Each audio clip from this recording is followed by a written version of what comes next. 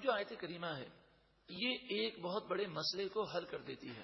شیطان کی طرف سے انسان کو بلا وجہ کنفیوز کیا جاتا ہے، انسان بسا اوقات پریشانی میں آ جاتا ہے۔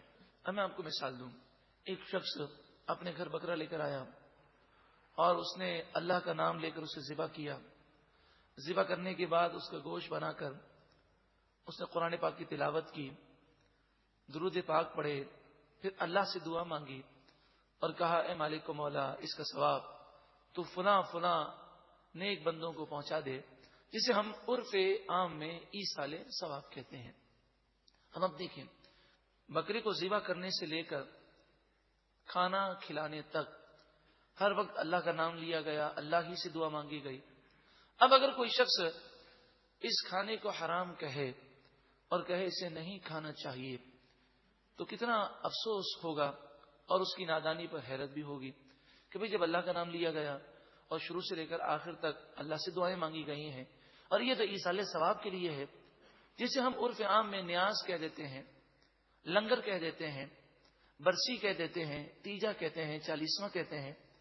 جب ایصال ثواب کے لیے کوئی کھانا پکایا گیا تو اسے خنزیر کی طرح نعوذ باللہ من ذالک ناپاک سمجھنا، یہ کتنی بڑی نادانی ہوگی اور دین سے کتنی بڑی دوری ہوگی۔ تو اس پر ایک ذہن میں وسوسہ یہ شیطانی ہوتا ہے کہ بھئی اس میں یہ کہا گیا کہ یہ ہمارے دادا کا بکرا ہے، یا کہتے ہیں یہ ہمارے دادا کے نام کا کھانا ہے، یا بعض کہتے ہیں یہ ہمارے غوث پاک کے نام کا کھانا ہے۔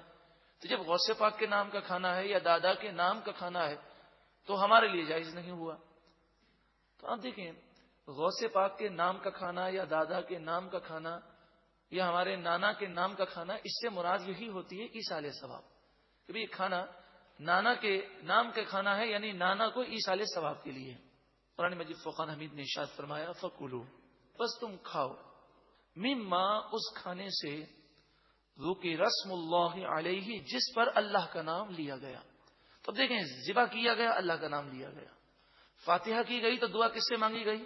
اللہ سے، پھر بسم اللہ الرحمن الرحیم پڑھ کر اس کھانے کو کھایا گیا تو چاروں طرف اللہ ہی کا نام ہے۔ پھر اس کے بعد اگر کوئی نہ کھائے تو بتائیے وہ اس قرآنی حکم پر عمل کرتا ہے؟ قرآن تو فرماتا ہے فَكُلُوا، یہ امر کا صیغہ ہے، امر کے معنی آرڈر ہے، یہ حکم ہے۔